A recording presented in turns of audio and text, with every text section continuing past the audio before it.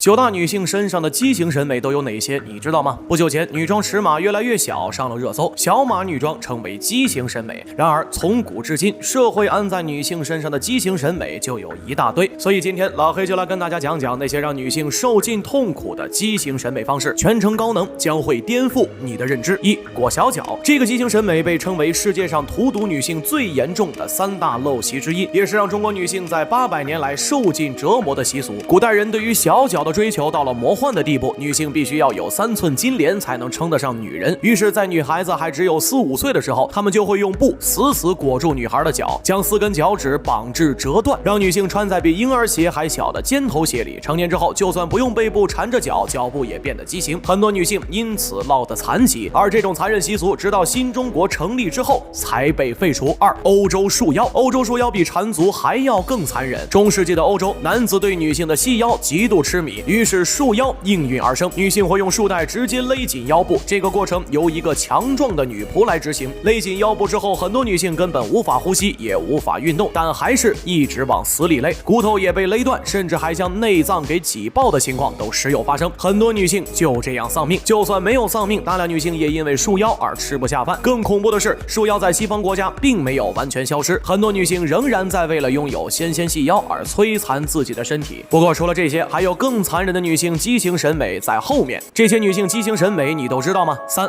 割礼。这是男性对女性处女情节的一种畸形审美。这种畸形审美在非洲盛行了几千年，为了让女性能够在结婚前一直保持纯洁的处女之身，当地会在女性5到8岁的时候就进行割礼，用刀片直接割下女性的生殖部位，然后再缝起来，只留下一个特别小的口子。整个过程用残忍都无法形容。等到新婚之夜，会由丈夫亲手将这些线给拆掉。如果丈夫出远门的话，这些线又会被重新缝起来。也就是说，女性会一遍一遍地遭受这种痛苦。4、长颈。这是一个以长脖子为美的部落，在泰国喀伦族，所有的女性只要到了5、6岁，就开始会为拉长脖子做准备，将铜圈套在脖子上，过1年加一个铜圈。随着身体的生长，脖子变得又长又细，脖子越长，在当地就越算美女。而这些女人离开了铜圈之后，脖子根本无法支撑脑袋，就这样一辈子被铜圈束缚。5、盘嘴。顾名思义，就是在嘴唇上开个洞，然后将盘子塞进去。这是非洲埃塞俄比亚盘嘴族女性地位的象征，有盘嘴的女性才更受当地男性的喜爱，也能嫁到一个更好的人家，所以女性从小就会往嘴里塞盘子，过程极其恐怖，老黑就不放了。6、